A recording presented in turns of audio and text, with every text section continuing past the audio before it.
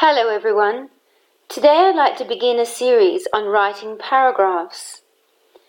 We're going to focus on the way we structure paragraphs to begin with.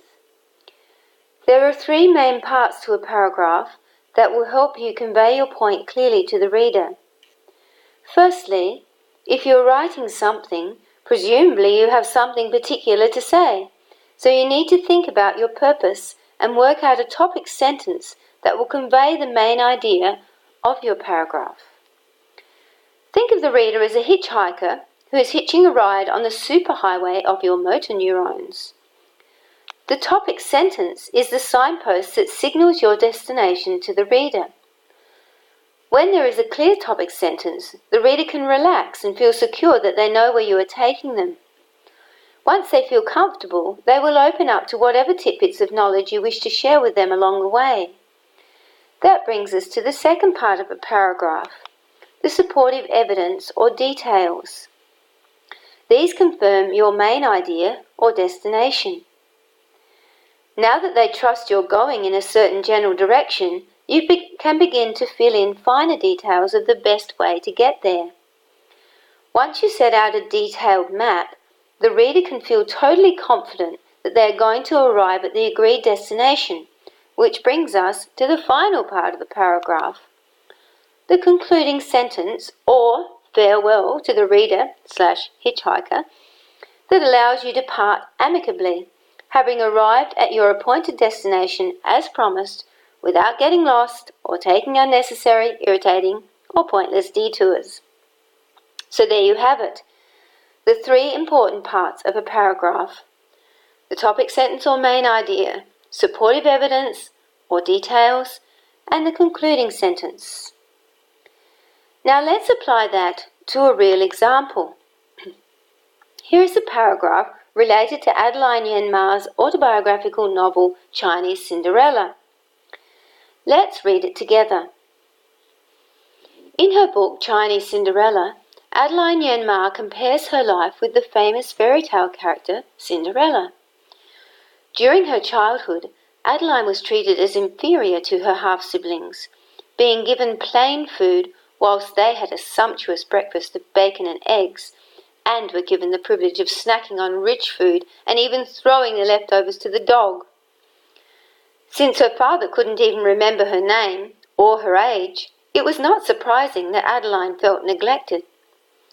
At a banquet to celebrate Big Sister's marriage, Adeline heard a guest remarking that Adeline's siblings and Niang's children were treated very differently.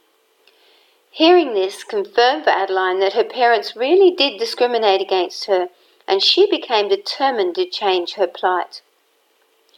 Through dedicating herself to her studies and winning public acclaim for her writing, Adeline was able to break free of her Cinderella life and begin a new life in England.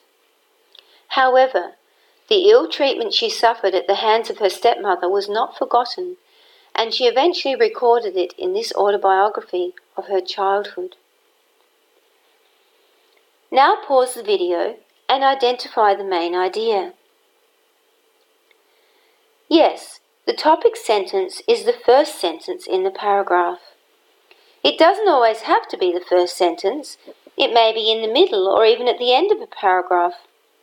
However, most commonly it occurs at the beginning, acting, as I said previously, as a clear signpost to the reader, giving them a reassuring idea of where they're going to end up on their journey through your paragraph.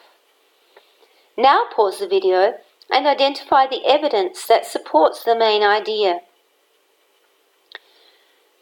Firstly, she compares the way she and her siblings were treated in comparison with the favoured treatment received by Niang's children.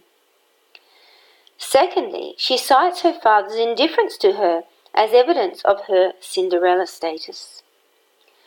Thirdly, someone else noticed the discrimination against her, and finally, she showed that, like Cinderella, her tale of woe had a happy ending, as she was able to break free of her oppression and change her standing in the community. Having set out all the evidence to prove her point, the writer is now ready to say farewell and move on to the next part of the journey. This is the concluding sentence, which is reminiscent of the introduction when the hitchhiker climbed aboard at the beginning of the journey, but much richer from having travelled the journey together.